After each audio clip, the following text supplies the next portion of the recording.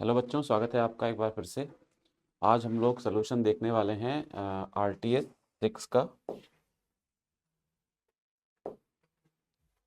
Minor test 16 है और ये AITS 6 है, ऑल इंडिया टेस्ट सीरीज 6 है।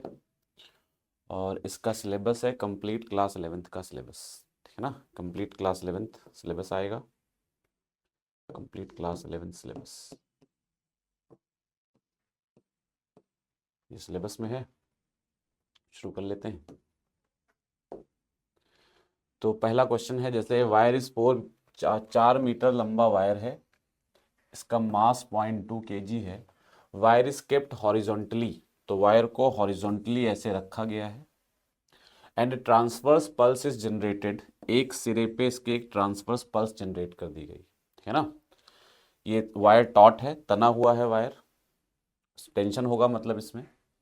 एंड कह रहे हैं the pulse makes 4 trips back and fourth, आगे पीछे कैसे करके 4 ट्रिप लगाती। पल्स उधर जाती है, लौट के वापस आती है, रिफ्लेक्शन होता होगा, जाती है लौट के वापस आती है, फिर जाती है लौट के वापस आती है, ऐसे 4 ट्रिप लगाती। तो और लेंथ जो इसकी दी हुई है ये 4 मीटर है ना। तो कह रहे हैं पूरे 4 ट्रिप्स में टोटल टाइम लगता है 0.4 सेकेंड 4 ट्रिप का। अब 4 ट्रिप पे कितना चलेगी, देखो 4 ट्रिप में 0.4 सेकेंड लगता है, तो पूछ रहे हैं टेंशन कितना होगा। तो 4 ट्रिप का मतलब 4 मीटर जाना 4 मीटर आना, ये एक ट्रिप हुई, एक ट्रिप में 8 मीटर चलेगा। तो 4 ट्रिप में चलेगा 32 मीटर, है ना। तो 4 ट्रिप में जो डिस्प्लेसमेंट होगा वो 32 मीटर होगा। अच्छा, 4 ट्रिप का जो टाइम है वो 0.4 सेकेंड है। तो 4 ट्रिप का टाइम 0.4 सेकेंड है, तो एक ट्रिप का टाइम क्या होगा, एक ट्रिप का टाइम वो होगा 0.1 सेकेंड, 0.1 सेकेंड। और एक ट्रिप में जाना आना दोनों शामिल है, तो केवल जाने जाने का टाइम क्या होगा, तो टी फॉरवर्ड, मतलब केवल जाना है। ट्रिप का मतलब आना जाना दोनों हो गया, तो उसका इसका भी आधा हो जाएगा, 0.1/2 सेकेंड। ये जाने का टाइम हो गया। अब टाइम आपको पता है, टाइम जो होता है इसमें वेव का टाइम निकालने के लिए टाइम का फॉर्मूला होगा displacement upon velocity. Constant velocity से वेव चलती है। डिस्प्लेसमेंट जो वेव का हुआ एक बार जाने में वो 4 मीटर होगा, जो कि लेंथ 4 मीटर है।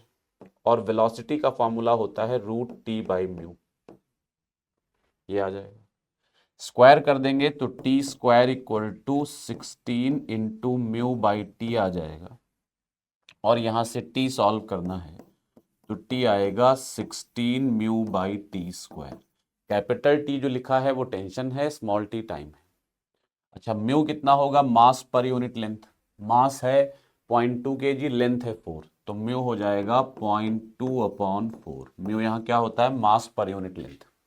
ट्रांसवर्स वेव की स्पीड का फॉर्मूला ये होता है। T² में T टाइम है जाने का, और जाने का टाइम जो है इसी को हमने T माना है, और ये दिया है 0.1/2 हमने सॉल्व किया है।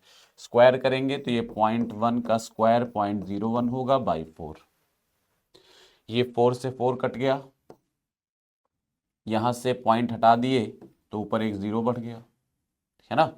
तो T जो आ गया सॉल्व होकर यहां से टेंशन वो आ गया 320 न्यूटन, 320 न्यूटन। तो सही ऑप्शन हो जाएगा फोर्थ वाला, यानी 320 न्यूटन। चेक करते जाइए, ठीक है ना। नेक्स्ट क्वेश्चन की तरफ चलते हैं। कह रहे हैं किस ग्राफ में पार्टिकल स्ट्रेट लाइन पे मूव कर रहा है और स्पीड अप कर रहा है, किसमें स्पीड बढ़ रही है।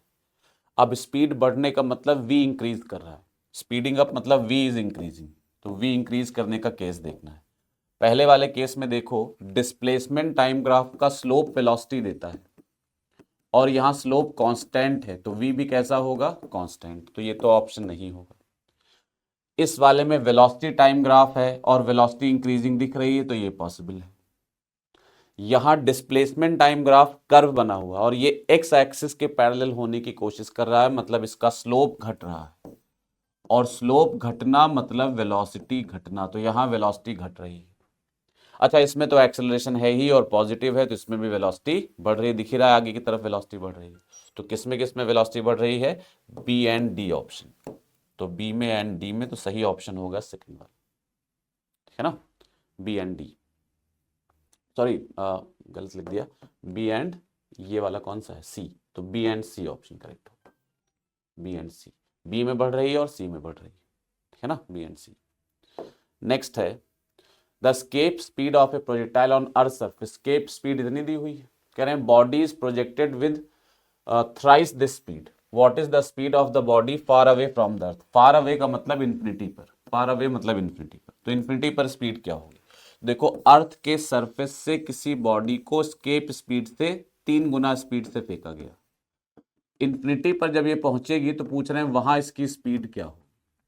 ऐसे जितने क्वेश्चन ग्रेविटेशन में बनते हैं आपको कई बार बता चुके हैं, सीधा कंजर्वेशन ऑफ मैकेनिकल एनर्जी पर बेस्ड होता है, तो सीधा यूज करेंगे कंजर्वेशन ऑफ मैकेनिकल एनर्जी, और इसको यूज करेंगे शुरू में यहां पर, ये पॉइंट 1 हो गया, ये पॉइंट 2, ये इन्फिनिटी को डिनोट कर रहा है, ये अर्थ सरफेस को, दोनों की जगह k प्लस यू इक्वल करा देंगे, तो k1 plus u1 equal to k2 plus u2, k1 हो जाएगा हाफ m, v की वैल्यू है 3v इसका स्क्वायर, u1 पोटेंशियल एनर्जी का फॉर्मूला जानते हो, minus G M E M upon R E, surface पर है, आर ई क्या है, रेडियस ऑफ अर्थ, ये अर्थ है और इसका रेडियस आर ई।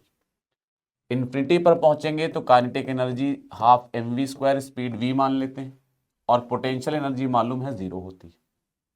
अब यहां से सॉल्व करना है, m कॉमन है ऐसे ही कैंसिल हो गया, तो v स्क्वायर सॉल्व हो गया, v स्क्वायर के लिए 2 इधर ट्रांसफर कर देंगे तो वो आ जाएगा 2 कट जाएगा, 9v square minus 2gme by R E, ये आ जाएगा।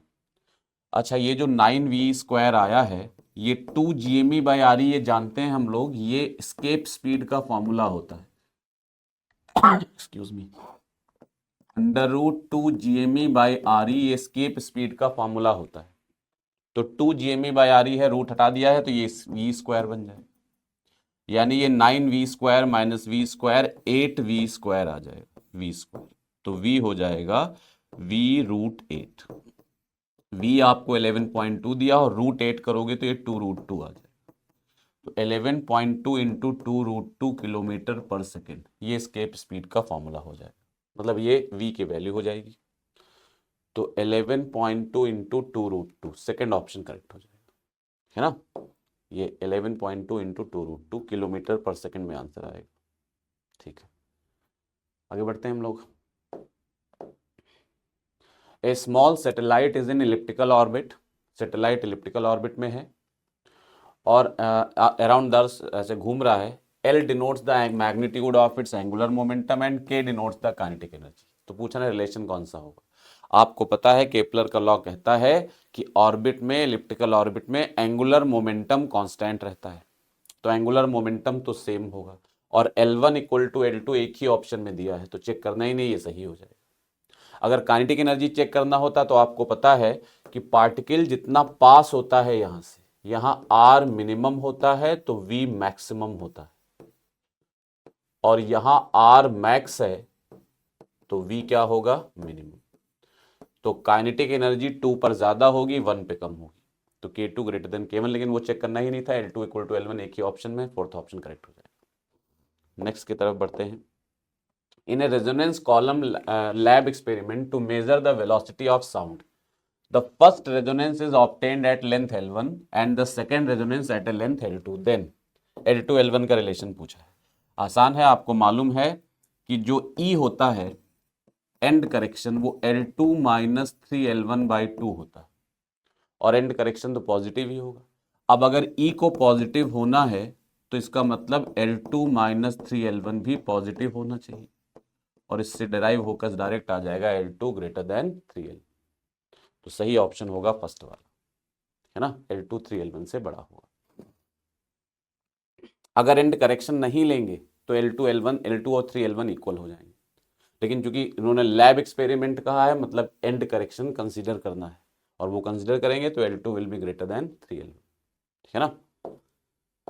नेक्स्ट है, particle is dropped in a tunnel passing through centre of earth, एक टनल जो है अर्थ के सेंटर से पास करती है, ये अर्थ हो गई और ये टनल हो गई, टनल अर्थ के सेंटर से पास करती है, the tunnel is very smooth, यानी कोई फ्रिक्शन वगैरह नहीं है वहां पर, distance of the particle R is measured from earth centre, मतलब कि ये अर्थ का सेंटर हो गया, किसी वक्त पार्टिकल यहां कहीं है और उसकी डिस्टेंस को सेंटर से मेजर किया गया है r डिस्टेंस ये।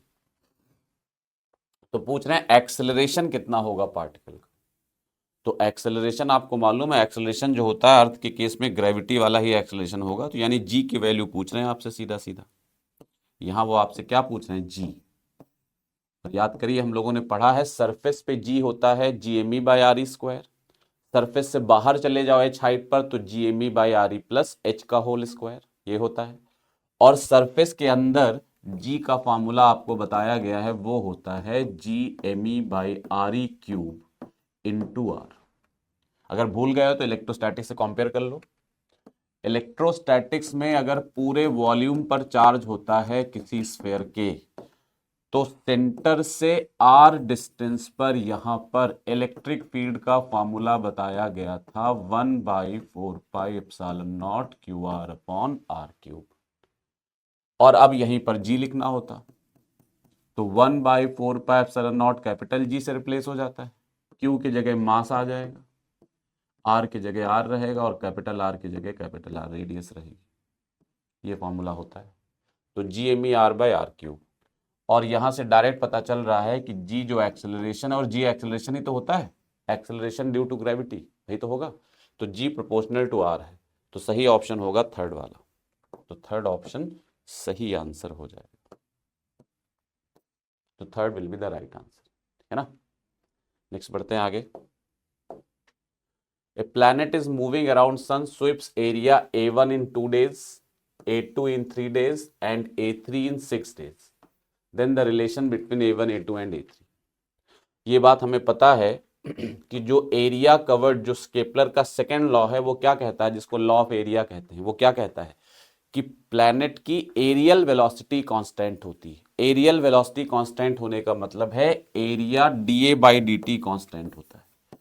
dA/dt जो सेकेंड लॉ है केपलर का, वो कहता है जब कोई प्लैनेट सन के चारों तरफ रिवॉल्व करता है इलिप्टिकल ऑर्बिट में, तो उसकी एरियल वेलोसिटी कांस्टेंट होती है।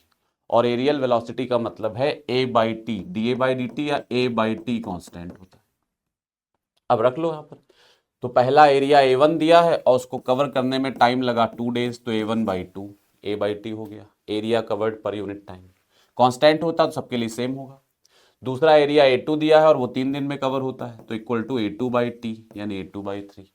तीसरा एरिया A3 और वो 6 दिन में कवर होता है, तो A3/6।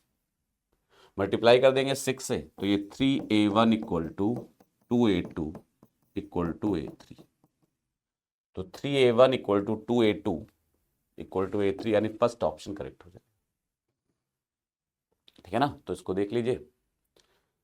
नेक्स्ट क्वेश्चन है, the coordinates of a particle in XY plane are given as this much. Motion of the particle, ये पता है कि अगर x में पावर t में 1 है, y में t स्क्वायर है, तो पाथ हमेशा पैराबोलिक होता है। थर्ड ऑप्शन करेक्ट होगा। अगर पाथ का इक्वेशन निकालना होता तो x इक्वल टू 2t दिया है, ये इक्वेशन ऑफ ट्रेजेक्ट्री पूछ रहे हैं। y equal to 16t square plus 8t दिया है। क्या तरीका बताया था, एक से t निकाल के दूसरे में पुट कर दो, यहां से t आएगा x/2 और उसको यहां पुट कर दो, तो 16x/2 करेंगे तो x²/4, यहां x/2 करेंगे तो 8x 4x, यहां रख दिया x/2। तो वन इक्वेशन आ गया y equal to 4x² plus 4x, और ये किसका इक्वेशन होता है, पैराबोला। तो सही ऑप्शन हो जाएगा थर्ड वाला, पैराबोला। इतना करने की जरूरत नहीं थी, वो देख के पता चल जाता है। x में t की पावर 1 हो, y में t मतलब x और y में से किसी एक में t की पावर 1 हो और दूसरे में t की पावर 2 हो, तो पक्का वो पैराबोला ही होगा, है ना। नेक्स्ट है, two marbles A and B roll along two horizontal track with same initial speed, moves on the track, A moves on a track which has a dip and B moves on the track which has a bump on the same shape। ऐसा दिया हुआ है, पूछना है कौन जल्दी पहुंचेगा, which marble wins, कौन जल्दी पहुंचेगा दूसरे साइड। तो देखो A विन करेगा, मार्बल A विंस। क्यों A विन करेगा, यहां से सिंपल सा कॉन्सेप्ट है। देखो शुरू में दोनों की स्पीड सेम है, उसके बाद जब ये नीचे आएगा यहां, तो इस पे नॉर्मल रिएक्शन ऐसे लगेगा, उसका एक कंपोनेंट ऐसे होगा, एक कंपोनेंट ऐसे होगा। ये वाला जो कंपोनेंट है नॉर्मल रिएक्शन का, ये स्पीड को बढ़ाएगा, तो यहां स्पीड शुरू में v से ज्यादा हो जाएगी, तो तेज चलेगा। फिर जब ये इस तरफ पहुंचेगा तो नॉर्मल रिएक्शन ऐसे लगेगा, इसका एक कंपोनेंट इधर होगा, एक कंपोनेंट इधर होगा। क्योंकि स्पीड हॉरिजॉन्टल है तो हॉरिजॉन्टल कंपोनेंट की ही बात करेंगे। अब ये कंपोनेंट स्पीड को कम करेगा, है ना। तो शुरू में स्पीड v से ज्यादा, यानी स्टार्टिंग टाइम में अगर यहां से आगे का मोशन देखो तो शुरू में स्पीड v से ज्यादा हो गई, यानी यहां स्पीड v से ज्यादा थी, ग्रेटर देन v, कुछ मान लेते हैं 2v हो गई, 3v हो गई, और बाद में यही कम हुई तो 3v से कम होकर जितनी भी कम हो, मतलब शुरू में तेज चला बाद में धीमे चला। शुरू में स्पीड v से ज्यादा हो गई, बाद में कम हुई, तो शुरुआत कम होने की कहां से हुई, मेरी बात समझ में आ रही। शुरू में स्पीड v से ज्यादा हो गई, n ने बढ़ा दी स्पीड, और बाद में जब कम हुई तो बढ़ी हुई स्पीड से कम होना शुरू हुआ ना। जैसे हमारी स्पीड 40 थी, फिर बढ़कर 70 हो गई, फिर आगे कम भी हुई, तो शुरुआत कहां से हुई, 70 से कम होना शुरू हुई। तो जाहिर सी बात ओवरऑल इसका स्पीड ज्यादा रहा तो टाइम कम लगेगा। इसमें क्या है, जैसे इस बम पे चढ़ेगा, जैसे इसके ऊपर ये चढ़ेगा तो इस पे चढ़ने के तुरंत बाद नॉर्मल रिएक्शन ऐसे लगेगा, और ये एक कंपोनेंट इधर होगा, एक कंपोनेंट इधर होगा, और ये कंपोनेंट जो नॉर्मल रिएक्शन का है वो स्पीड कम कर देगा। यानी पहले हम 40 से जा रहे थे, इसने हमारी स्पीड कम कर दी तो 40 से 30 हो गई, 40 से 20 हो गई।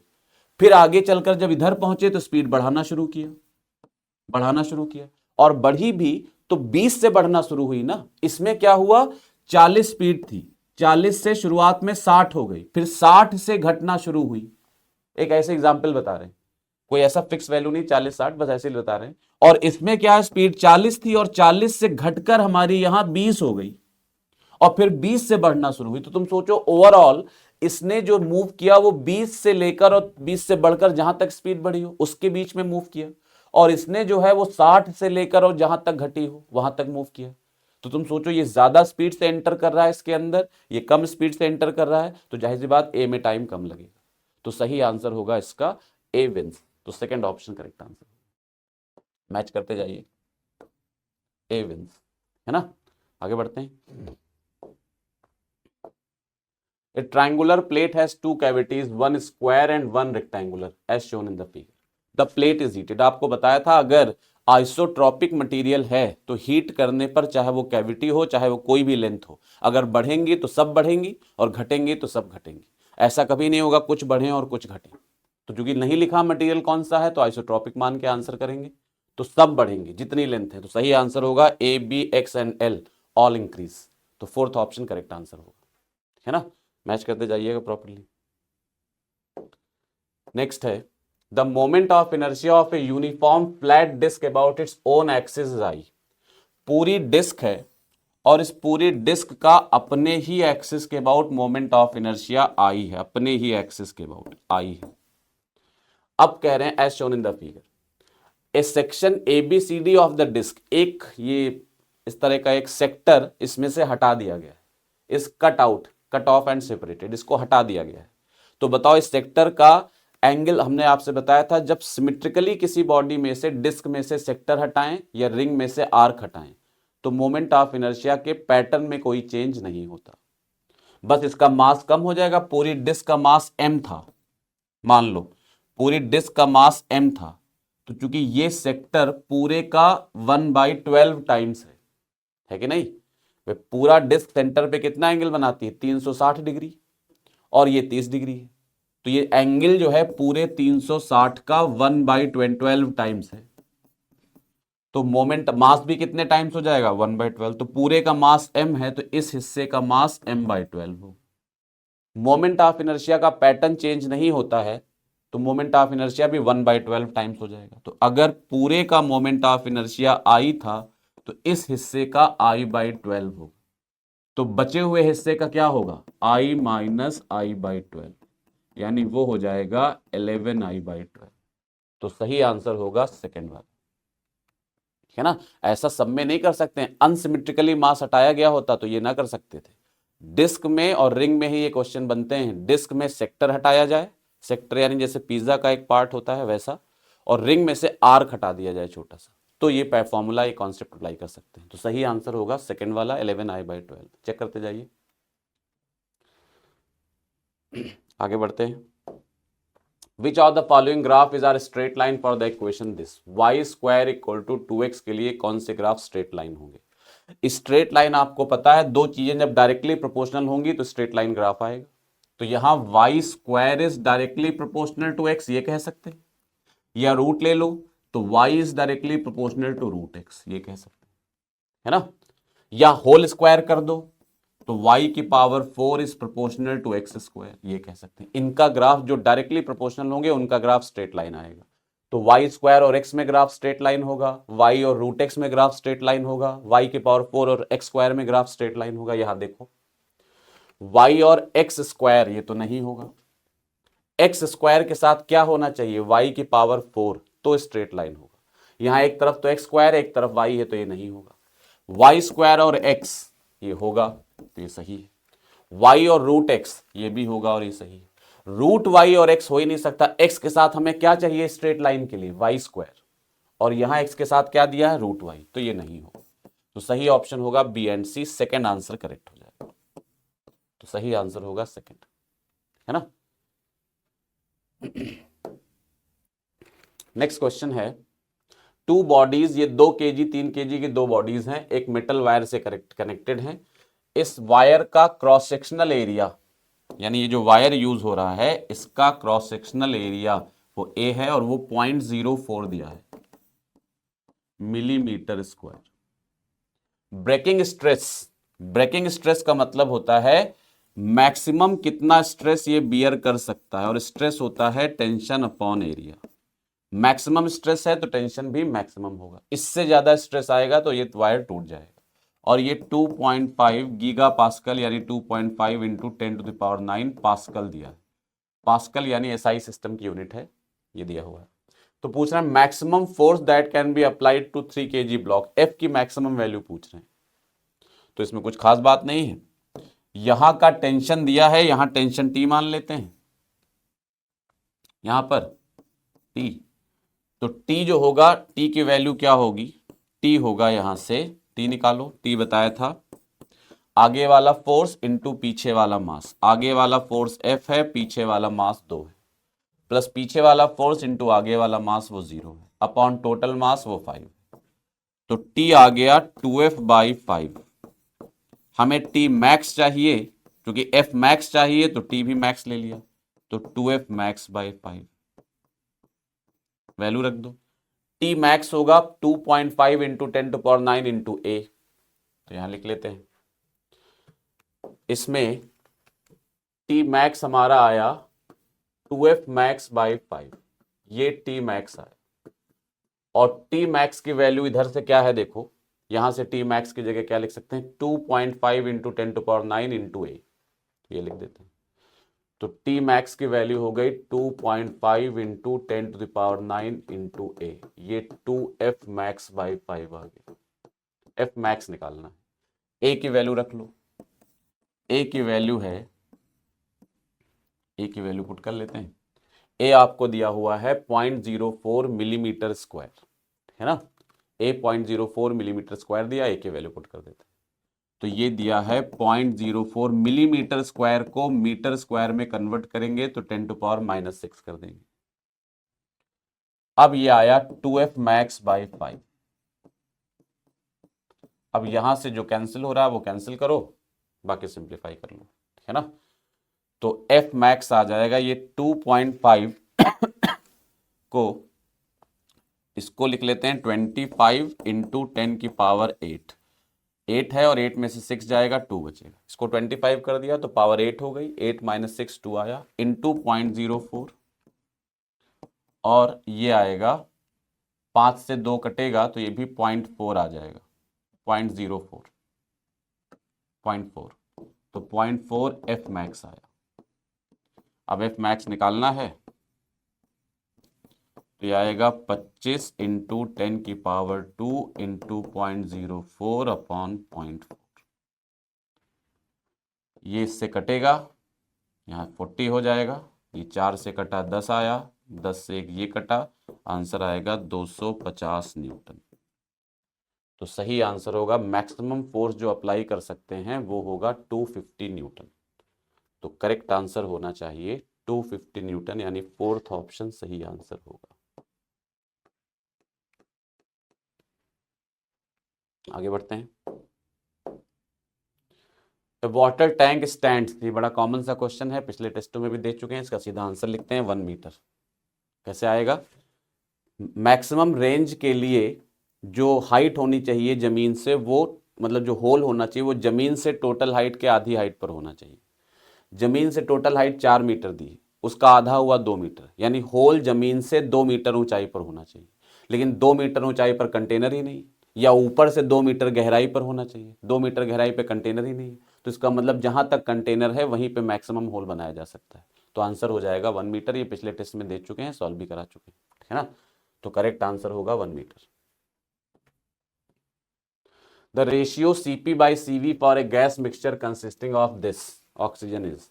Cp by Cv का फॉर्मूला सीधे अप्लाई करना है आपको, गामा मिक्सचर। फॉर्मूला क्या बताया था आपको?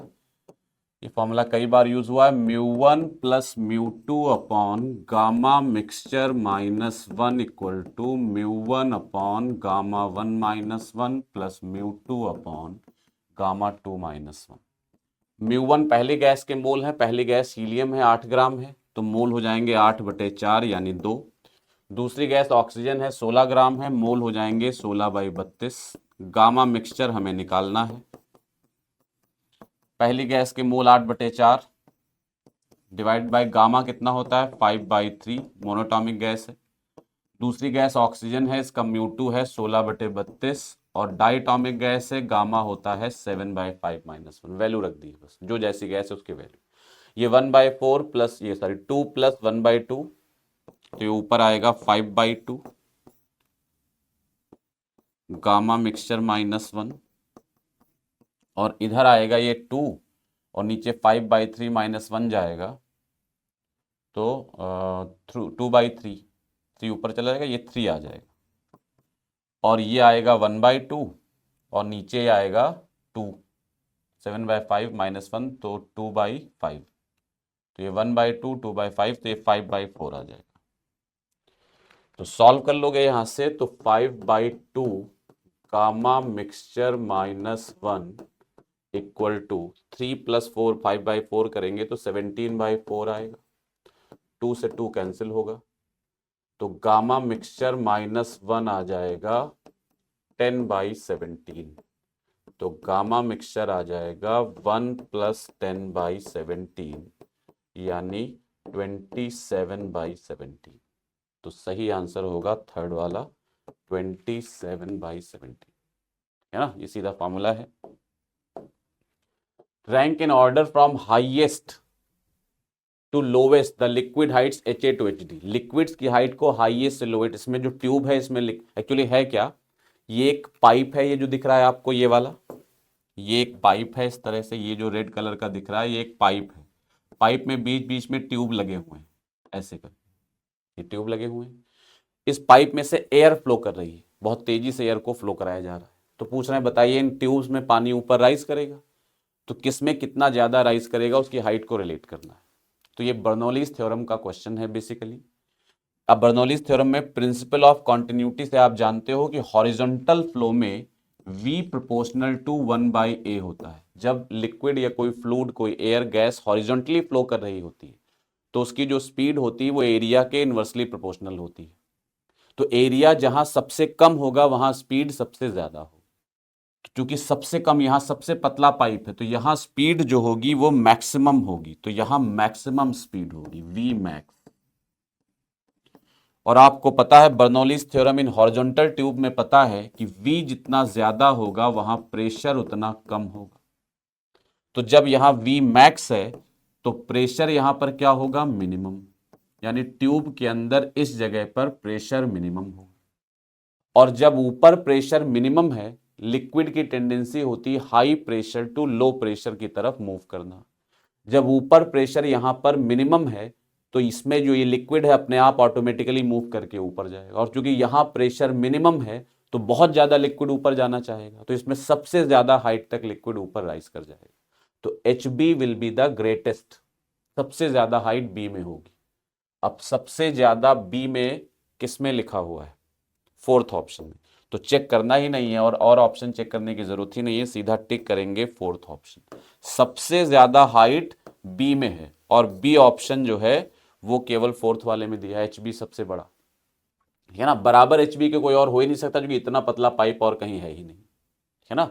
तो जो सबसे ज्यादा हाइट होगी वो एचबी में होगी, और यहां स्पीड है ही नहीं, तो जब स्पीड बहुत कम है, लगभग जीरो स्पीड है एयर की, तो प्रेशर भी बहुत ज्यादा होगा, तो यानी इसमें ऊपर प्रेशर ज्यादा होगा तो ज्यादा लिक्विड ऊपर आएगा ही नहीं, तो ये लीस्ट होगा, तो H A will be least. तो ये फोर्थ ऑप्शन में मैच कर रहा है, तो सही ऑप्शन फोर्थ हो जाएगा।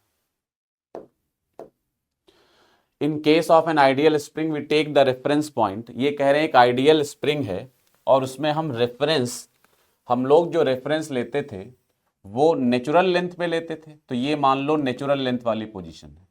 वो कह रहे हैं जब ये नेचुरल लेंथ से एक्स नॉट खिंचा हुआ है, इसको रेफरेंस ले लिया, यहां पर पोटेंशियल एनर्जी को जीरो मान लिया गया।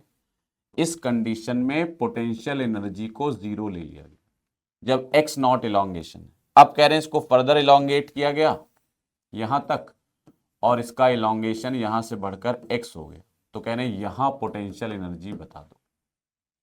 इसको दो तरह से कर लेते हैं, एक तो प्रॉपर डेरिवेशन से कर सकते हैं, और एक आप ये कह सकते हैं कि जब हम रेफरेंस बदल देते हैं तो पोटेंशियल एनर्जी बदल जाती है, लेकिन जो चेंज इन पोटेंशियल एनर्जी है दो पॉइंट्स के बीच का वो नहीं बदलता।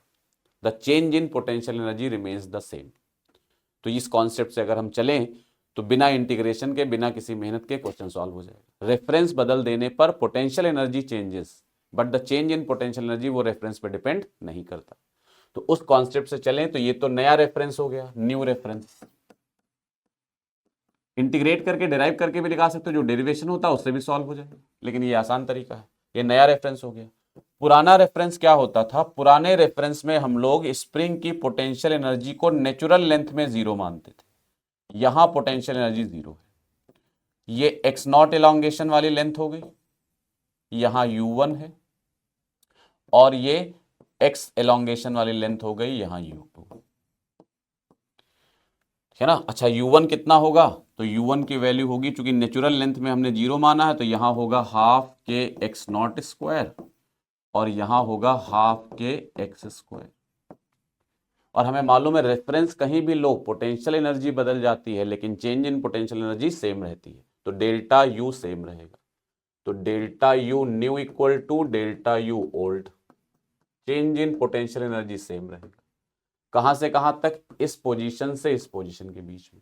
न्यू में चेंज क्या हुआ, शुरू में जीरो थी, फाइनल यू है तो चेंज हुआ यू माइनस जीरो।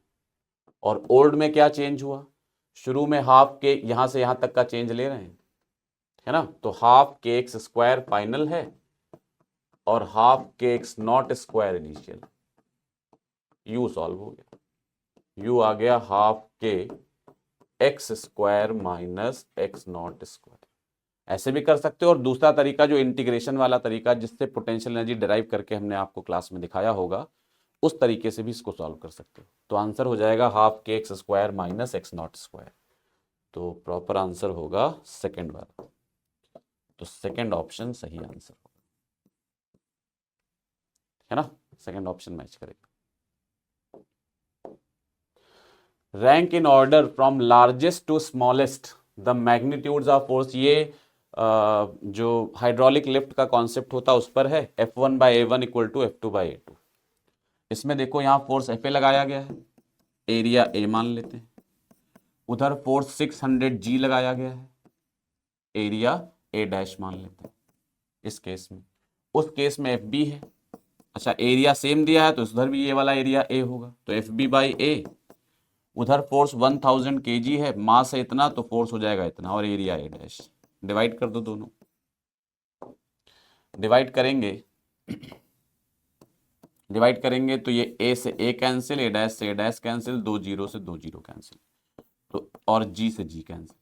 तो FA बाई FB जो हाइड्रोलिक लिफ्ट का कॉन्सेप्ट होता था उससे 6/10 आएगा, मतलब 3/4। तो FB आ जाएगा 3/5, 6/10 यानी 3/5। तो FB आ गया यहां से 5FA/3, ये आ गया।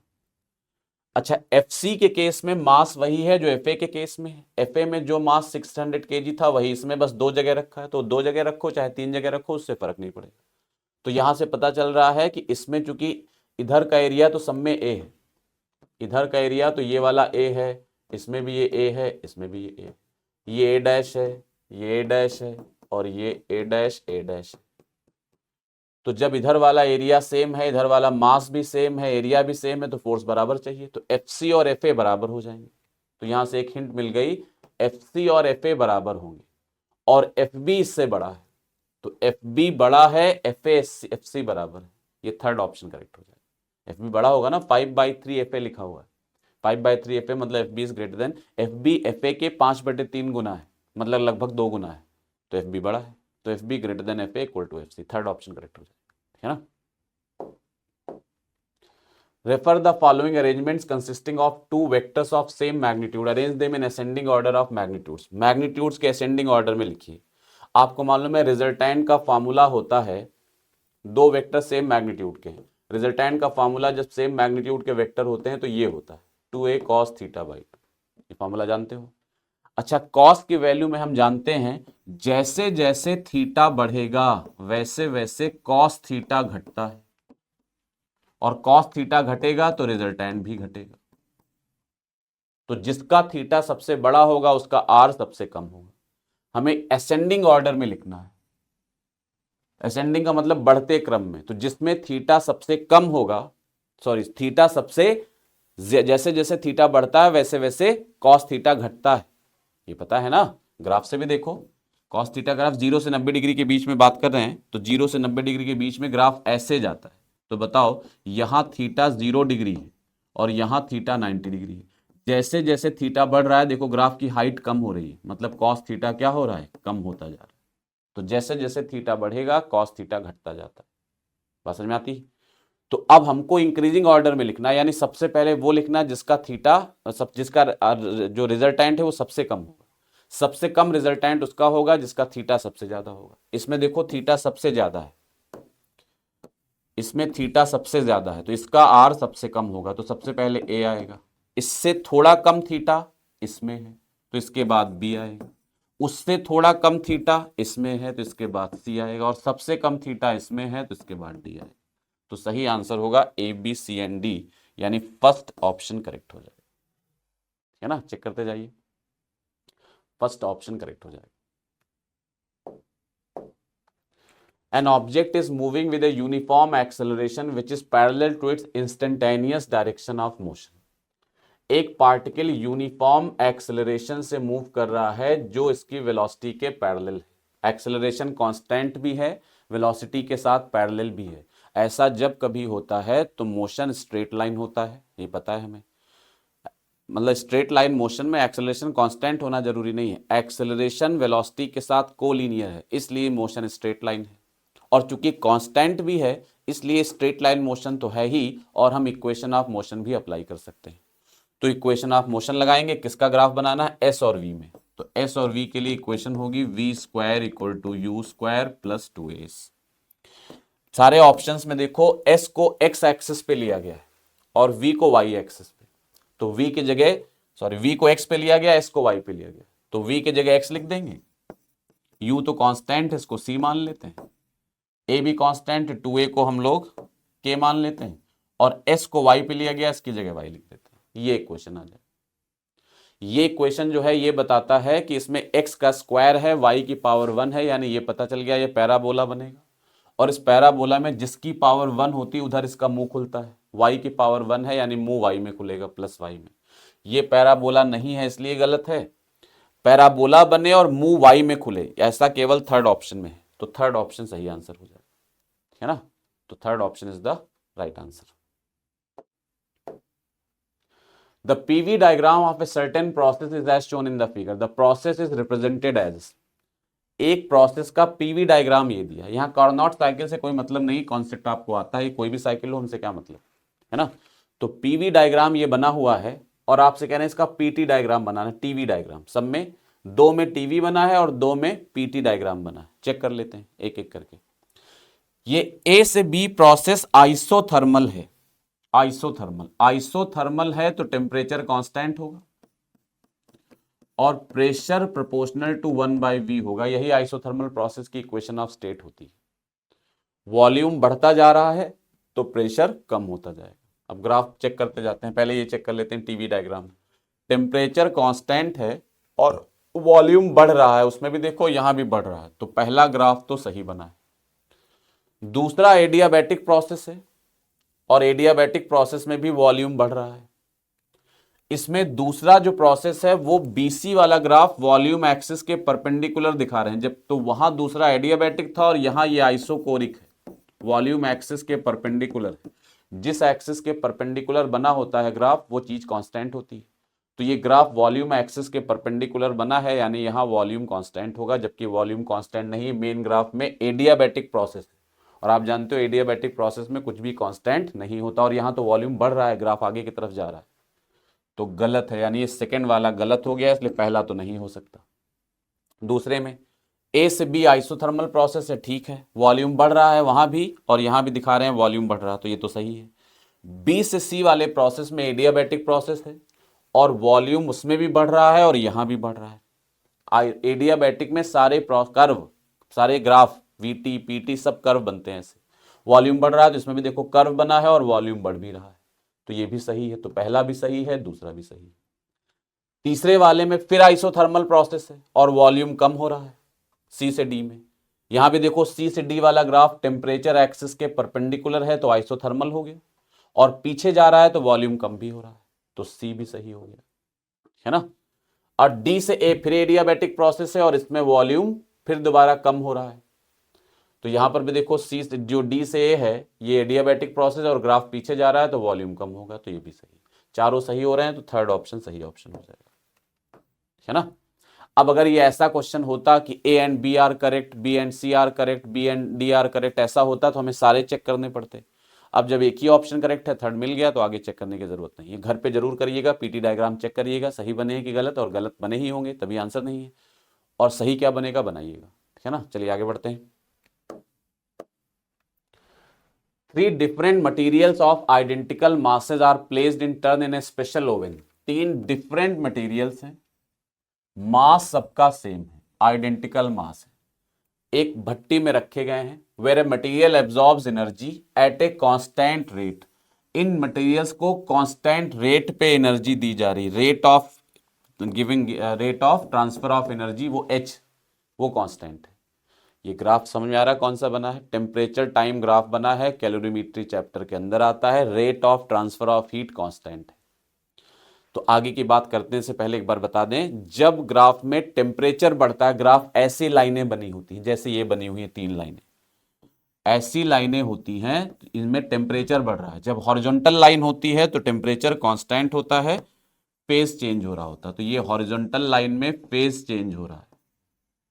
और ये आपको कॉन्सेप्ट क्लास में लिखाया गया है कि जब इंक्लाइंड लाइन होती है तो इनका स्लोप जो होता है that is inversely proportional to specific heat.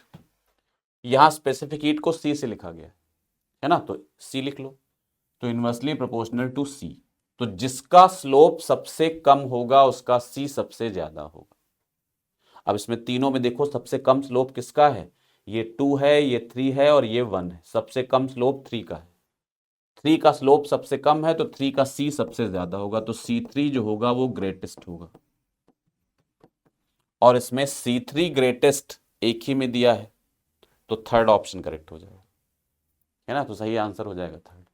Revise करने के लिए आगे भी चेक कर सकते हो। लेंथ जो बताया था, हॉरिजॉन्टल पार्ट होता है, इनकी जो लेंथ होती है, हॉरिजॉन्टल पार्ट की जो लेंथ होती है, इनकी लेंथ वो L को डिनोट करता है, तो जो जितना बड़ा होगा उसका L सबसे ज्यादा होगा, तो 1 सबसे बड़ा है तो 1 का L सबसे ज्यादा होगा, L1 greater than L1 greater than L3 greater than L2। सबसे छोटा 2 है तो इसका L सबसे छोटा होगा। हॉरिजॉन्टल पार्ट की लेंथ L को डिनोट करता है, और इंक्लाइंड जो ये बनी हुई है इनका स्लोप स्पेसिफिक हीट के इनवर्सली प्रोपोर्शनल होता है। ये पढ़ चुके हैं हम लोग, तो सही आंसर हो जाएगा थर्ड वाला, ठीक है ना। Calculate heat given to the gas during the process. इसमें आप कह सकते हैं सर एरो नहीं बना, क्वेश्चन अधूरा है, तो अधूरा नहीं है, एरो नहीं बना, लेकिन लिखा है ना heat given to the gas. Cyclic process है, साइक्लिक प्रोसेस में हम फॉर्मूला यूज करते हैं sigma delta Q equal to sigma delta U plus sigma delta W.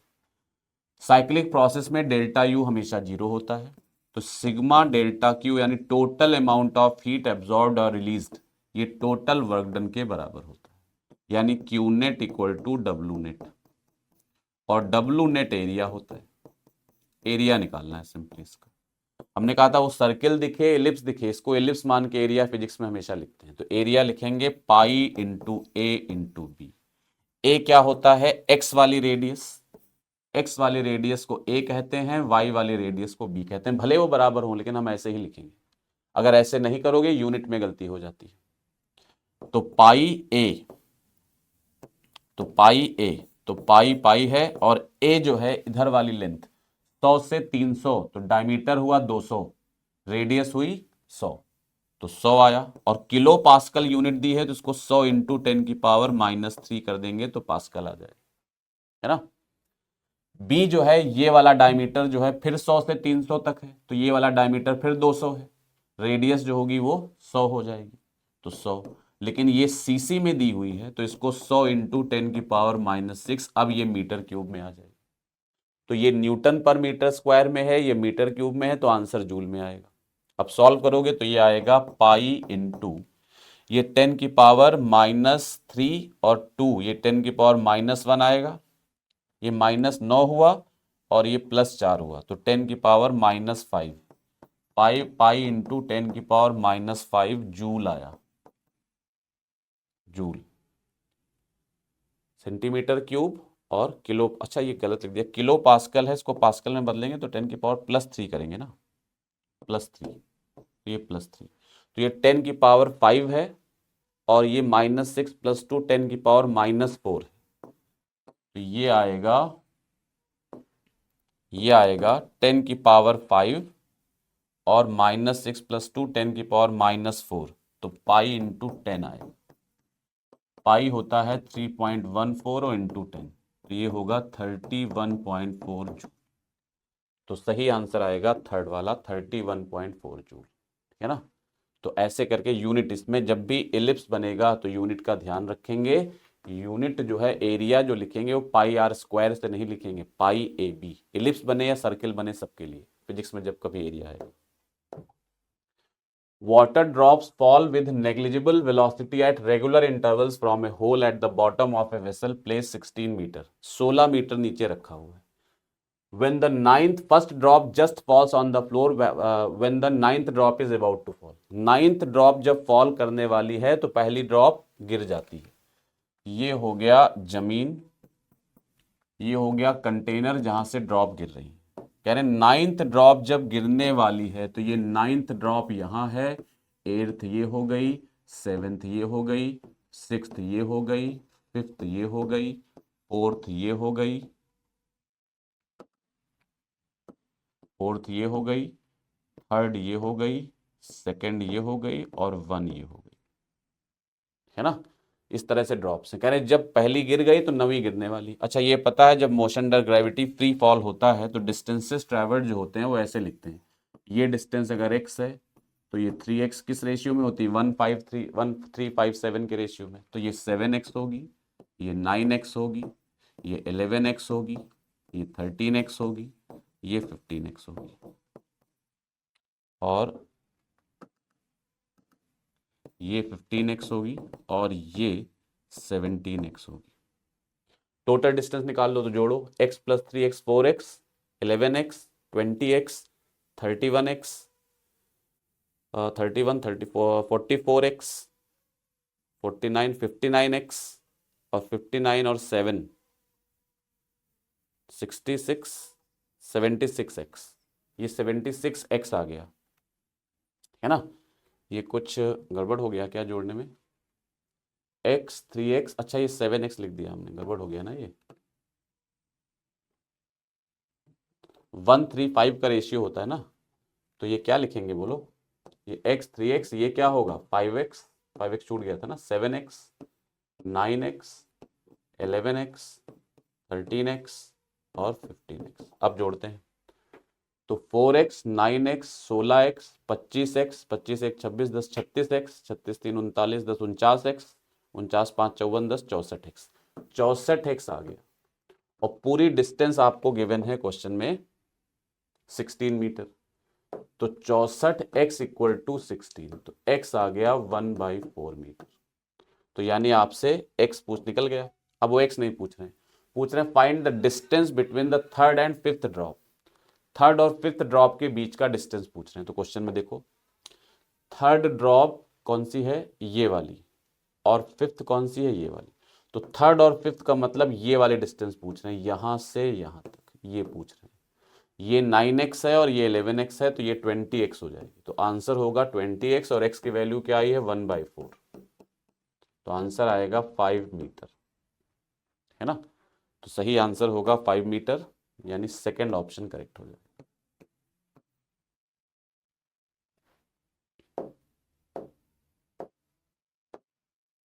To forces act on a particle simultaneously as shown in the figure. एक ही particle पे दो force लग रहे हैं एक साथ।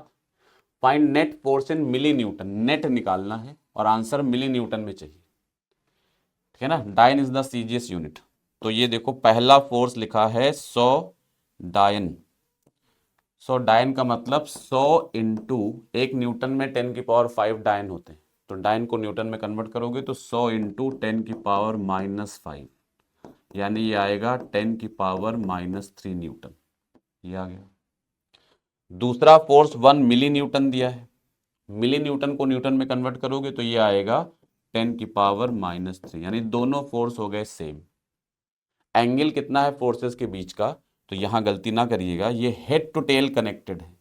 जब हेड टू टेल कनेक्शन होता है वेट फोर्सेस का, तो हेड वाले को आगे बढ़ाते हैं ऐसे, और बाहर से जो एंगल बनता है ये वेक्टर्स के बीच का एंगल होता है। तो यहां एंगल 60 डिग्री ना होकर 120 डिग्री। अब दोनों फोर्स सेम है, ये हमें पता है कि अगर एक फोर्स F है, दूसरा फोर्स F है, और उनके बीच का एंगल 120 डिग्री है, तो रिजल्टेंट भी इनका F ही हो जाता है। तो यहां पहला फोर्स 10⁻³ न्यूटन है, दूसरा फोर्स 10⁻³ न्यूटन है, दोनों इक्वल हैं और एंगल 120 है। तो रिजल्टेंट सीधा सीधा आएगा 10⁻³ न्यूटन। आंसर उन्होंने बोला मिली न्यूटन में चाहिए, तो इसको मिली न्यूटन में कन्वर्ट करना है, तो 10⁻³ को 10⁻³ से मल्टीप्लाई करेंगे तो ये 1 मिली न्यूटन आ जाएगा, 1 मिली न्यूटन। तो सही आंसर होगा 1 मिली न्यूटन, यानी थर्ड ऑप्शन करेक्ट हो जाएगा, है ना। पूरा यूनिट बेस्ड क्वेश्चन था, समझ लो ये यूनिट के ऊपर बेस्ड था पूरा क्वेश्चन। अगला है एक चेन है जिसमें 5 लिंक हैं और ये 5 मीटर पर सेकेंड स्क्वायर के एक्सेलरेशन से ऊपर जा रही है। फोर्स ऑफ इंटरेक्शन बताना है between the top link and the link immediately below, मतलब टॉप लिंक और उसके नीचे वाले लिंक के बीच में फोर्स ऑफ इंटरेक्शन बताना है। तो यानी यहां का टेंशन बताना है आपको।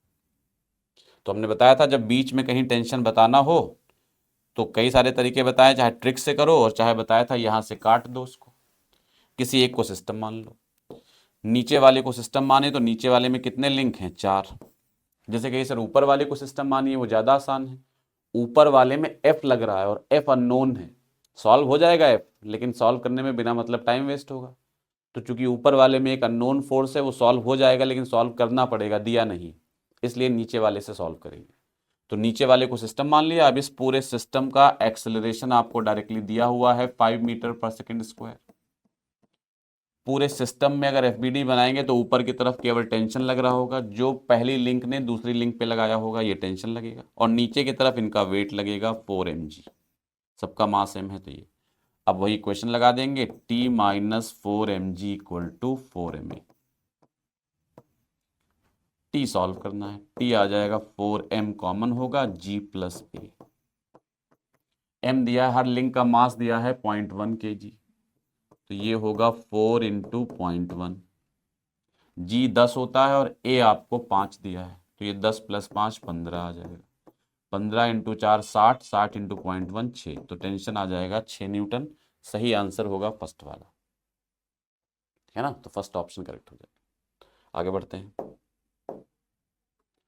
If the volume of sphere increases at a constant rate, sphere का वॉल्यूम इस कांस्टेंट रेट पे इंक्रीज करता है, तो dV/dt आपको 4 दिया होगा, आर रेडियस है। Then surface area of the sphere increase at the rate, पूछ रहे हैं dA/dt क्या होगा, dA/dt क्या होगा, ये निकालना है। तो पहले dV/dt में सॉल्व करते हैं, ये तरीके क्वेश्चन कर चुके हैं ऐसे हम लोग। D by D T of volume, sphere का वॉल्यूम होता है 4/3 पाई आर क्यूब, और ये 4 दिया है। 4/3 पाई कांस्टेंट है, आर क्यूब का डिफरेंशिएशन उल्टा पुल्टा वाला डिफरेंशिएशन हो जाएगा। ये उल्टा पुल्टा याद है ना। आर क्यूब को डिफरेंशिएट करेंगे, ये आएगा 3r² dr/dt, और ये 4 दिया हुआ, 3 से 3 कटेगा तो 4πr² dr/dt की वैल्यू 4 आ गई। यहां से dr/dt सॉल्व हो गया और वो आ गया 4 से 4 कटेगा तो dr/dt आ गया 1/πr²। ये आ गया। dA/dt पूछ रहे हैं, तो अब dA/dt निकालना है, तो dA/dt का मतलब d/dt ऑफ 4πr²। 4 पाई तो कांस्टेंट है, आर स्क्वायर को डिफरेंशिएट करेंगे उल्टा पुल्टा, 2r dr/dt ये आएगा। ये 8 पाई आर आ जाएगा, और dr/dt की वैल्यू रख दें, वो 1/πr² आई थी, 1/πr²। पाई से पाई कैंसिल हो गया, एक आर से एक आर कैंसिल हो गया, आंसर आ जाएगा 8/r। तो सही ऑप्शन होगा 8/r, यानी सेकंड ऑप्शन करेक्ट हो जाएगा, है ना। तो इस तरह से ये सॉल्व हो जाएगा। 28 वाले में कह रहे हैं ये एक बाई मेटेलिक स्ट्रिप है जिसमें 2 मेटल हैं, जमीन पे रखी हुई है, वो पिवोटेड है जमीन पे, it is mounted rigidly at the base, the metal A has higher coefficient, इसका अल्फा हाई है और इसका अल्फा लो है, ये दिया हुआ है। A has a higher coefficient of expansion to that for metal B when bimetallic strip is placed in a cold bath। cold bath का मतलब समझ लो बहुत लो टेम्परेचर कर दिया। कोल्ड बाथ मतलब आइस में या और उससे भी कम टेम्परेचर में इसको रख दिया बेस को, यानी सिंपली टेम्परेचर घटा देना है, तो टेम्परेचर को घटाया गया। अब आपको मालूम है टेम्परेचर बढ़ाने से मेटल एक्सपैंड करते हैं, टेम्परेचर घटाने से वो कॉन्ट्रैक्ट करते हैं। जिसका अल्फा ज़्यादा होगा, अगर टेम्परेचर बढ़ाओगे तो उसमें एक्सपेंशन भी ज़्यादा होगा, और टेम्परेचर घटाओगे तो कॉन्ट्रैक्शन भी ज़्यादा होगा। तो चूंकि ए का अल्फा ज्यादा है तो टेम्परेचर घटाने पे ए की लेंथ में कमी ज्यादा आएगी, ए में कॉन्ट्रैक्शन ज्यादा होगा, बी में कॉन्ट्रैक्शन कम होगा। लेकिन चूंकि दोनों वेल्डेड हैं तो रहेंगे तो एक साथ। कॉन्सेप्ट क्लास में पढ़ चुके हो, जब भी बायोमेटेलिक स्ट्रिप को हीट करते हैं वो कर आर्क शेप में आ जाती है। अब आर्क के अंदर कौन रहेगा, जिसका अल्फा ज्यादा है उसके टेम्परेचर में ज्यादा कमी आएगी, तो ए अंदर रहेगा और बी बाहर रहेगा, यानी इस तरह से ये आर्क बनेगा, इस तरह का। ये ए है और ये बी है, तो लेफ्ट में आर्क बेंट हो जाएगा, तो bent towards the left, second option correct हो जाएगा। बढ़ाते टेम्परेचर तो ए बाहर रहता, क्योंकि तब ए में इंक्रीमेंट ज्यादा होता, जिसमें ज्यादा इंक्रीज हुई लेंथ में या ज्यादा कमी, ज्यादा वाला हमेशा बाहर रहेगा, कम वाला अंदर रहेगा, तो बी ऑप्शन करेक्ट हो जाएगा। आगे बढ़ते हैं। ए particle performing uniform circular motion shown in the figure, find out motion performed by the shadow on the horizontal line. Shadow, जो इस पार्टिकल की शैडो, ऊपर से लाइट डाली जा रही, जो शैडो आएगी, शैडो समझ रहे हो क्या है। हमने कहा था ना, एक यूनिफॉर्म सर्कुलर मोशन 2 SHM का कॉम्बिनेशन होता है, एक SHM होता है एक्स एक्सिस पर और एक SHM होता है वाई एक्सिस पे। यहां से शैडो डालोगे तो मोशन किस पे आएगा, एक्स एक्सिस पे, तो एक्स एक्सिस पे भी SHM होगा और वाई एक्सिस पे भी SHM होगा। इधर से शैडो डालते तो वाई एक्सिस का SHM दिखता, इधर से शैडो डालोगे तो एक्स का SHM दिखेगा, तो ये क्या करेगा, SHM। थर्ड ऑप्शन करेक्ट हो जाएगा, है ना। अगला पार्ट है, थर्ड ऑप्शन सही है। अगला क्वेश्चन है, a system is shown in the figure, एक सिस्टम आपको डायग्राम में दिखाया गया है, इसका टाइम पीरियड ऑफ ऑसिलेशन बताना है। ये जब दो बॉडीज एक साथ कनेक्टेड होती हैं तो ये 2 बॉडी ऑसिलेशन होता है, और 2 बॉडी ऑसिलेशन का टाइम पीरियड होता है 2π√μ/k। एक से ज्यादा स्प्रिंग लगी तो के इक्विवेलेंट ले लेंगे।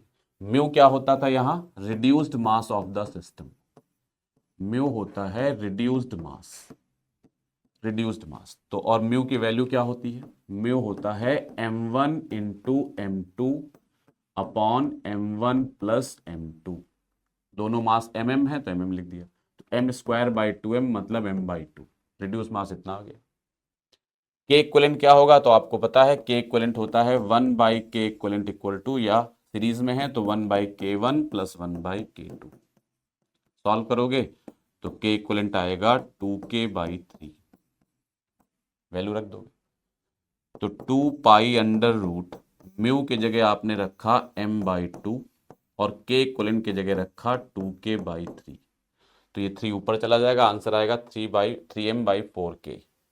तो सही ऑप्शन होगा थर्ड वाला 2 पाई रूट 3m/4k, है ना, direct answer. Minimum speed of a particle पूछ रहे हैं, minimum speed of a particle in simple harmonic, maximum speed V max है। आपको पता है सिंपल हार्मोनिक मोशन में मैक्सिमम स्पीड मीन पोजीशन पर होती है और वो आपको वी मैक्स कहा गया। तो वी मैक्स होती है ए ओमेगा, मीन पोजीशन पे होती है और इसकी वैल्यू होती है ए ओमेगा, ये पता है हम लोग को। Then average speed of particle in one complete oscillation, average speed क्या होगी? हमें पता है एवरेज स्पीड होती है total distance travelled upon total time taken.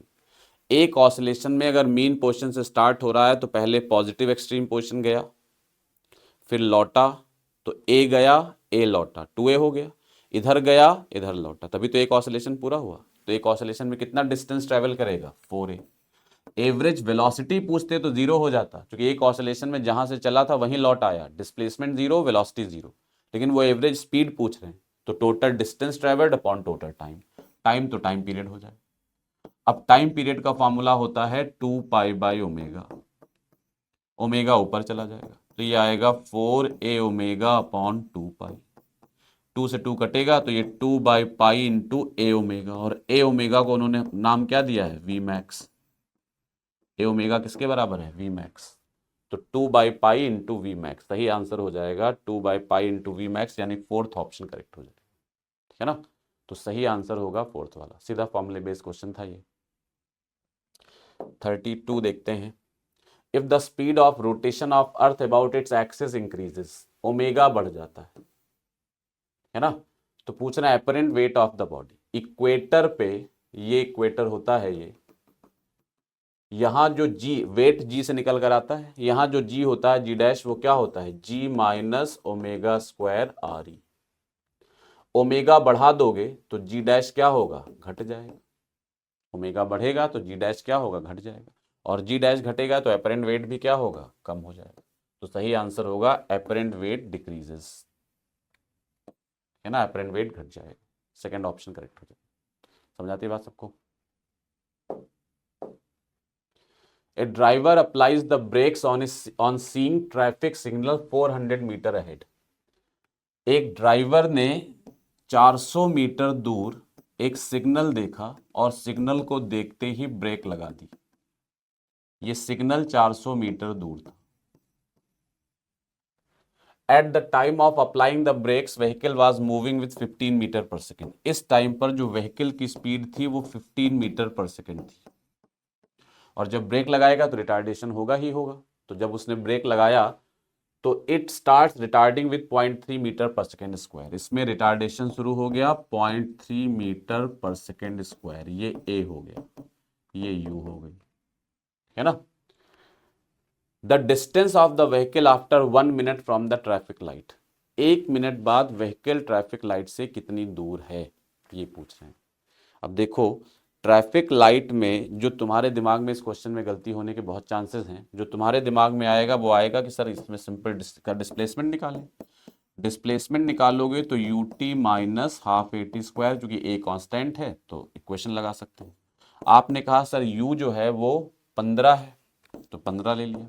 Time आपको 1 मिनट दिया गया है, 1 मिनट यानी 60 सेकेंड हो जाएंगे, तो टाइम 60 सेकेंड होगा।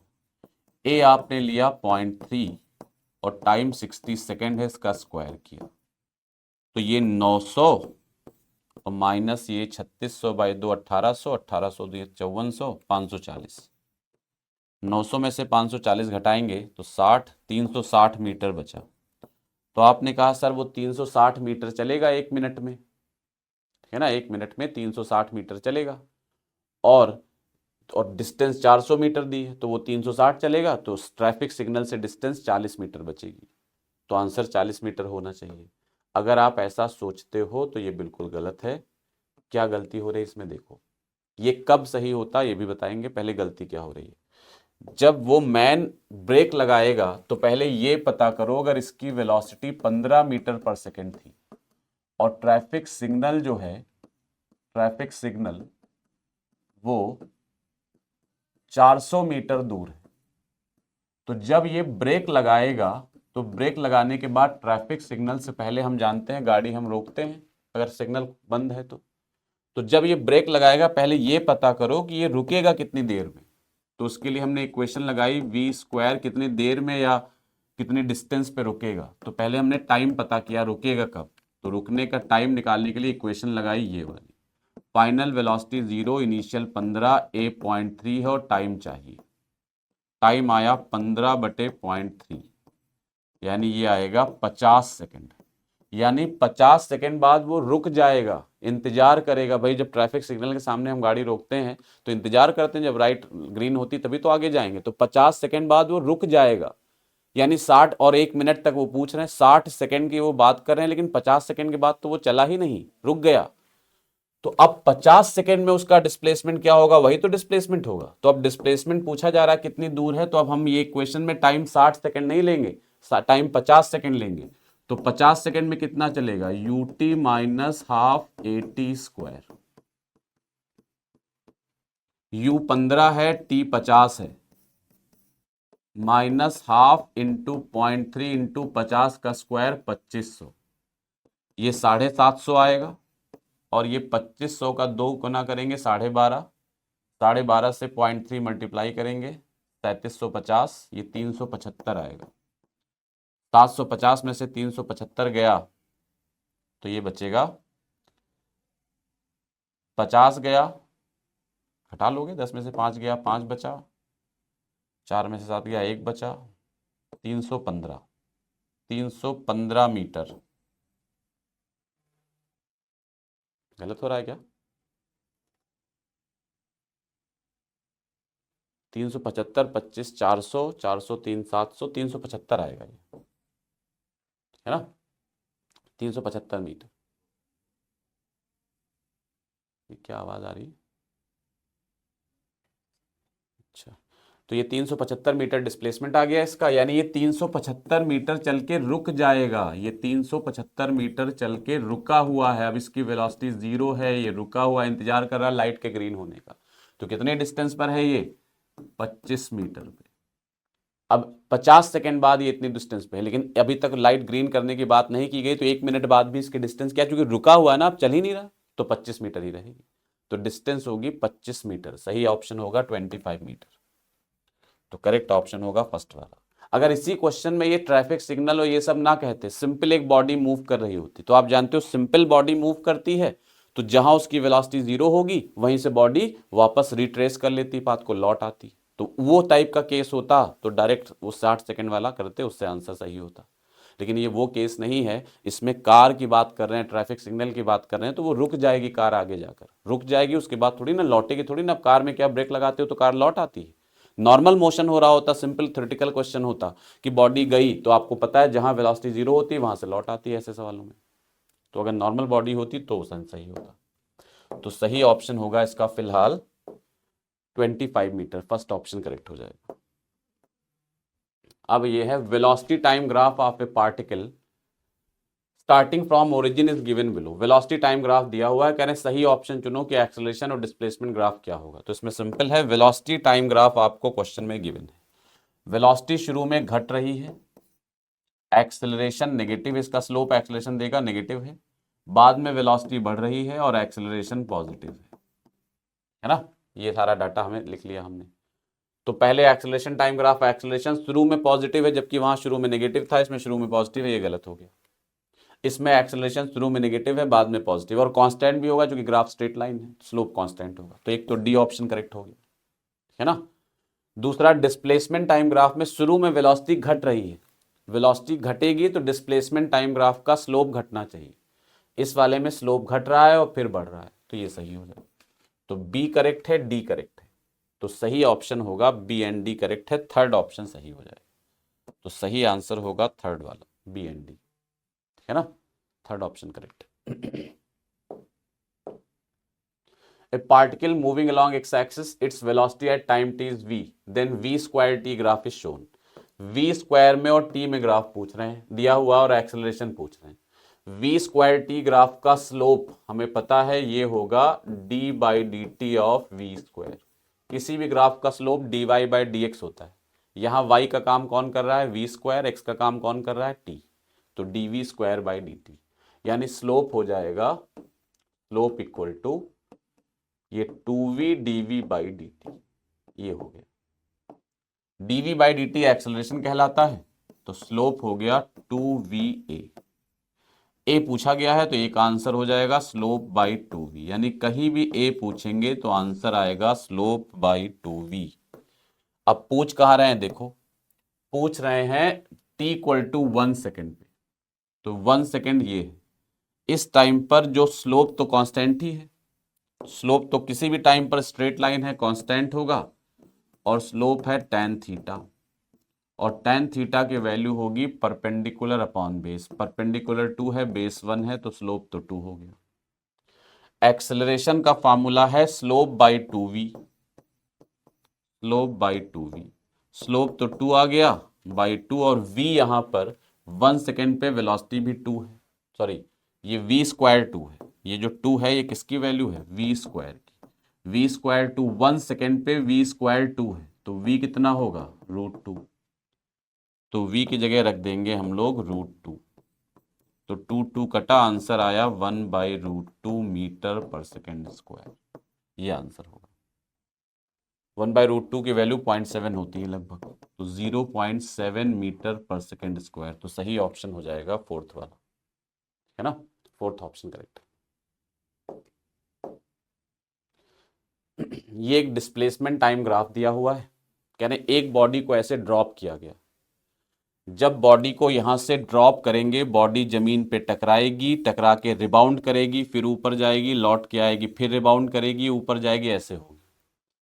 जो आपसे कहा था किसी भी displacement time graph, velocity time graph में कॉर्नर, शार्प कॉर्नर कभी नहीं आता, और अगर आया है तो ये सिर्फ कोलिजन के सवालों में आ सकता है।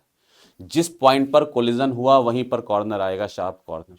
तो कोलिजन, एक पहला कोलिजन कहां हुआ होगा, ई पर, और दूसरा कहां हुआ होगा, जी पर। यही पूछ रहे हैं which point in the graph represents the second bounce. Bounce मतलब सेकंड कोलिजन कहां हुआ है, सेकंड कोलिजन, तो सेकंड कोलिजन कहां हुआ है, जी पर, तो सही ऑप्शन होगा थर्ड वाला, यानी जी पॉइंट पर। थर्ड ऑप्शन करेक्ट आंसर होगा, ठीक है ना, जी पर। चेक करते जाइए, थर्ड ऑप्शन जी, ठीक है ना। 2 बॉयज ए एंड बी, एक ए और बी, दो लड़के हैं, ये ऐसे खड़े हुए हैं, ए बी भाग रहा है, ए उसको पकड़ने की कोशिश कर रहा है, कह रहे हैं बताओ दूसरी बार किस टाइम पर मिलेंगे। तो मिलना है, अप्रोच का क्वेश्चन है, यानी ये रिलेटिव मोशन का क्वेश्चन हो गया। रिलेटिव मोशन में बी को रोक लो, ए को चलने दो। तो वैसे तो ये ट्राइंगल पे चल रहे हैं, लेकिन भाग तो एक दूसरे के पीछे कोलिनियरली ही रहे हैं, तो स्ट्रेट लाइन मोशन मान के सॉल्व कर सकते हैं। ये ए हो गया, ये बी हो गया। बी की वेलोसिटी 5 मीटर पर सेकेंड है, ए 10 से चल रहा है, तो relative velocity of A with respect to B निकाल लोगे, वो 5 मीटर पर सेकेंड आ जाएगी। ए जैसा है वैसा रखेंगे, बी को पलटेंगे, 10 - 5 5 आ जाएगा। यानी अब बी चल ही नहीं रहा है। अब आप इस डायग्राम को ऐसे बना सकते हो कि बी चल ही नहीं रहा, बी फिक्स हो गया, बी इज एट रेस्ट, और ए जो है वो 5 मीटर पर सेकेंड से भाग रहा है। ए जो है वो 5 मीटर पर सेकेंड से चल रहा है।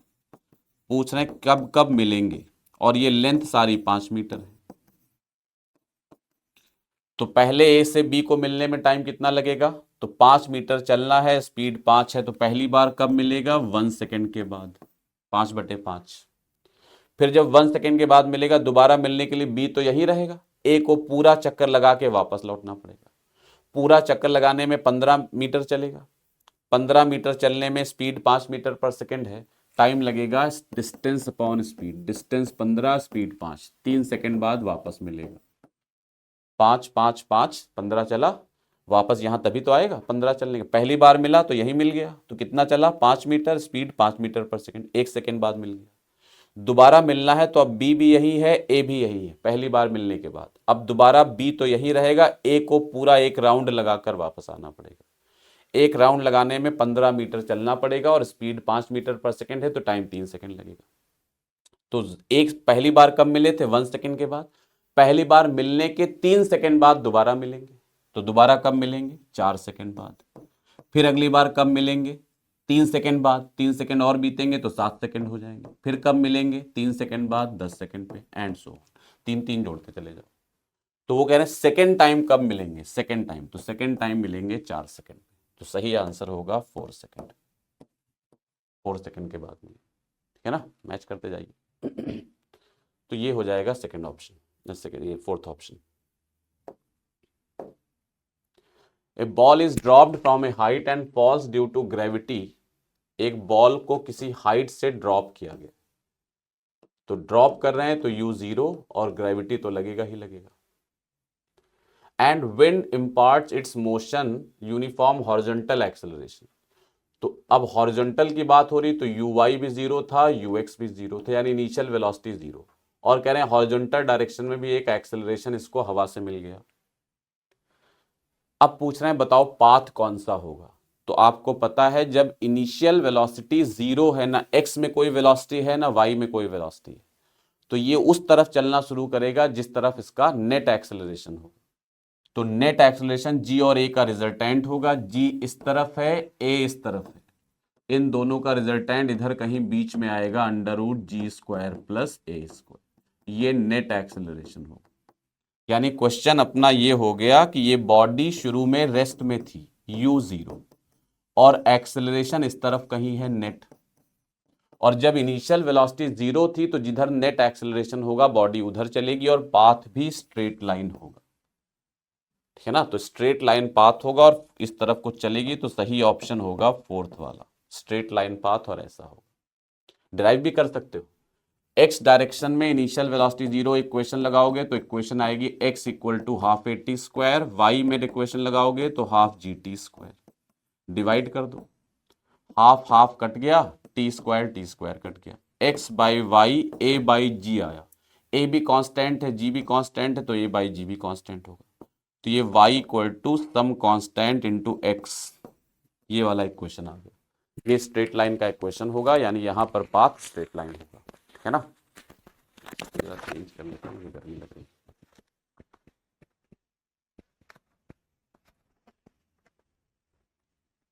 तो ये आंसर हो जाएगा, है ना। तो इस तरह से इसको क्वेश्चन को सॉल्व कर सकते हैं, तो सही आंसर होगा ये। तो यहाँ पर फोर्थ ऑप्शन हो जाएगा पाथ स्ट्रेट लाइन। बहुत सारे लोगों ने इसमें पैराबोलिक या इस तरह का कोई पार्ट टिक किया होगा। अगर पहले से कोई वेलोसिटी होती है x या y में तो आंसर पैराबोलिक का, है ना। तो ये हो जाएगा। अगर पहले से कोई वेलोसिटी x या y में होती तो आंसर पैराबोलिक होता, लेकिन यहाँ पर पहले से दोनों में वेलोसिटी 0 थी, तो इसलिए पाथ स्ट्रेट लाइन। तो फोर्थ ऑप्शन करेक्ट होगा।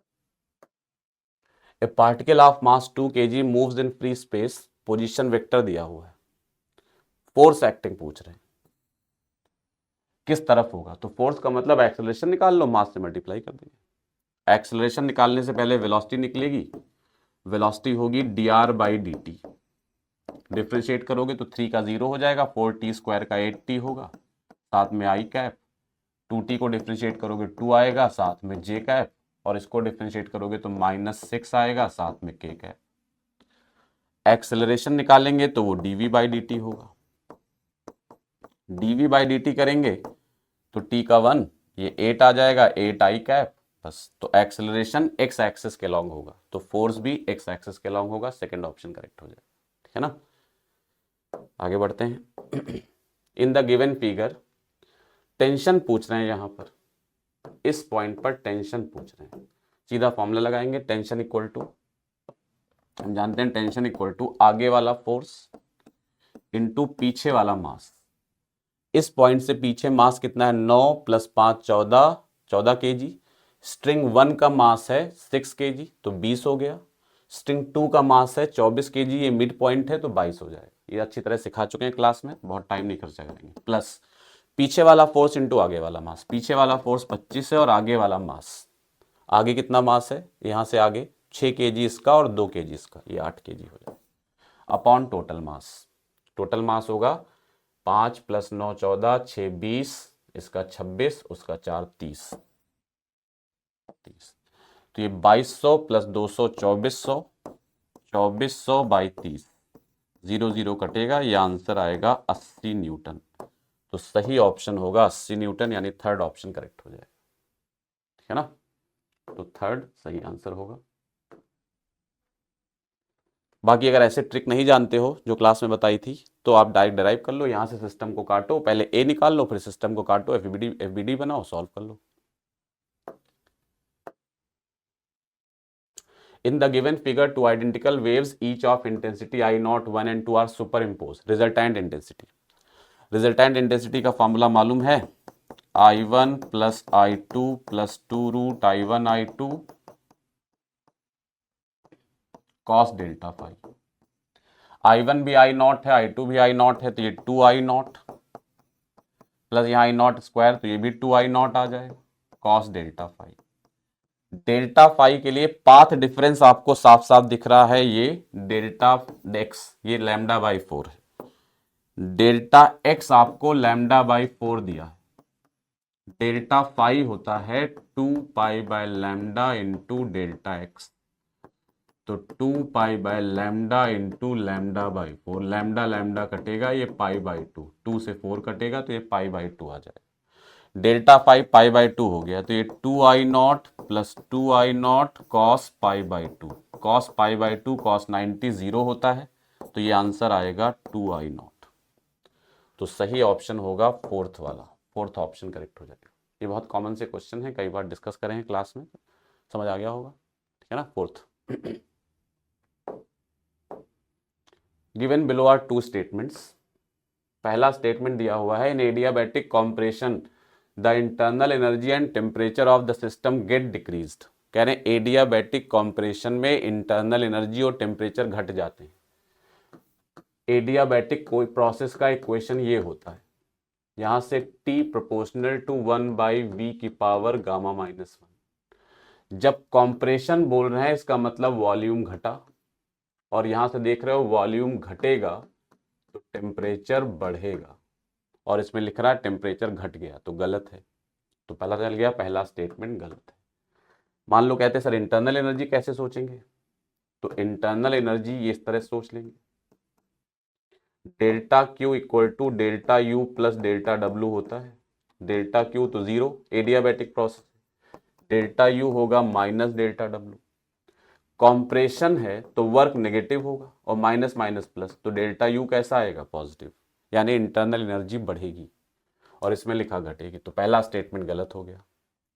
Adiabatic expansion is a rapid process, rapid का मतलब फास्ट होता है, तो ये वही है, फास्ट प्रोसेस जितने होते हैं सब एडियाबैटिक होते हैं।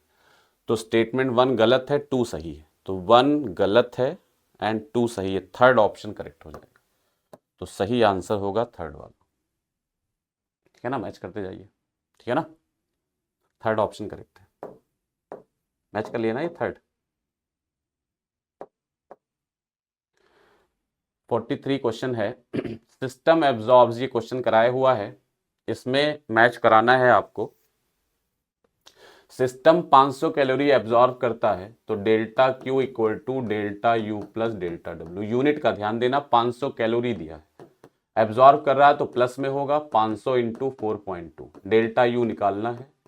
वर्क डन में कह रहे हैं सेम टाइम डज इतने जूल ऑफ वर्क, सिस्टम ने वर्क किया है तो प्लस में लिखेंगे, और वो जूल में ही दिया हुआ है, तो प्लस 400, तो ये करेंगे तो ये आएगा 2100 equal to delta U plus 400, तो डेल्टा यू यहां से 1700 आ जाएगा, तो ए से 2 मैच करेगा, ए से 2 पहले में भी है, तीसरे में भी है, दूसरे में भी है, तो चौथा तो नहीं होगा, है ना। अब बी से मैच करते हैं, बी से 2 3 1 3 3 3 C1, बी से मैच करते हैं, तो बी करवा लोगे मैच ऐसे। एब्जॉर्ब 300 कैलोरी ऑफ हीट, अब एब्जॉर्ब कर रहा है 300 कैलोरी, तो फिर दोबारा delta Q equal to delta U plus delta W, 300 calorie absorb कर रहा है, तो 300 इंटू 4.2, तो कितना आ जाएगा, 300 इंटू 4.2, 1260, ये आ जाएगा 300 इंटू 4.2। डेल्टा यू निकालना है, एंड इतने जूल वर्क इसके ऊपर किया गया है, तो ये माइनस में होगा, minus 420, work is done on the system, तो डेल्टा यू आएगा 1260, 1280, 1680, तो इसका आंसर होगा थर्ड, तो बी से 3 मैच करेगा। इसमें 2 और 3 दोनों दिए हैं तो ये गलत हो जाएगा, इसमें 1 और 3 दोनों दिए हैं ये गलत हो जाएगा, बी का 3। तो सही ऑप्शन होगा सेकंड वाला, तो second is the right answer, है ना। आगे बढ़ते हैं। दो स्टेटमेंट्स इसमें भी दिए हैं, स्टेटमेंट वाले क्वेश्चन है, moment of inertia of a body about an axis passing through centre of mass is minimum. सही है, मिनिमम होता है तभी तो हर बॉडी सेंटर ऑफ मास के अबाउट। अच्छा, moment of inertia of a body about an axis passing through centre of mass is minimum. Statement 2 दिया, while applying parallel axis theorem one axis must pass through centre of mass. सही है दोनों option, तो correct answer होगा statement 1 and statement 2 both are true. Second option correct हो जाएगा, है ना। ये वाले क्वेश्चन में वैसे तो सॉल्व कर सकते हो, इसका बोनस दिला देंगे। इसमें फोर्थ ऑप्शन अजीब सा लिखा है, centre of mass through centre of motion. इसका कोई मतलब नहीं निकलता। वैसे सॉल्व करने को सॉल्व कर सकते हो, कुछ है नहीं। Single force through centre of mass, जब एक ही फोर्स लग रहा हो वो सेंटर ऑफ मास से पास कर रहा है तो बॉडी या तो ट्रांसलेटरी मोशन करेगी या नहीं करेगी। तो ऑप्शन होगा ए से 2 मैच करेगा या 3 मैच करेगा। तो ए से 2 या 3। 2 और 3 ए में किसी में दिया नहीं, 1 3 4 दिया है, इसमें 1 दिया है, इसमें 2 और 4 दिया है, इसमें 2। तो केवल थर्ड ऑप्शन ही मैच कर सकता है ना। तो सही ऑप्शन होगा थर्ड वाला। तो ये थे आपका पेपर, ठीक है ना। और इसमें इसको रिवाइज कर लीजिए, कुछ प्रॉब्लम हो तो पूछ लीजिएगा, बाकी नेक्स्ट टेस्ट की तैयारी शुरू करिए, ठीक है ना। मिलते हैं, ठीक है, थैंक यू।